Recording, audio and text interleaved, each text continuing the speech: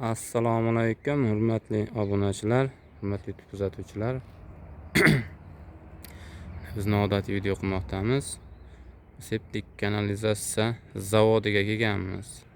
Bu kanalizatsiya bachoglari yonkislar ekan, bular umrbod to'lmas ekan, buni xonadonlarga qo'ysa bo'lar ekan.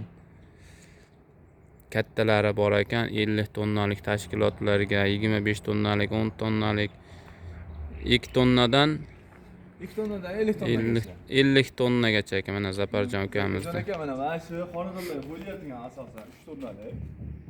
Общий gryazma birinchi kameraga kirib tushadi. Bu o'rtadagi avarinni vaqtlar kelib har narsa tushib qolsa tortqizib tashlash. Bu dimoxod uchun. Bu dimoxod uchun. Bunisi baydan o'sha texnik suvga aylanib yerga singib ketib turadi. Buni ichini kameraga bo'lib qo'yganmiz. Общий gryaz birinchi kameraga kelib tushadi. Bundan texnik suvga aylanib chiqib turadi bundan. Buni unitazdanmi, rakovinadanmi? Uni u yoqdan bakteriyasi bor. Bakteriya qusabtiriladi.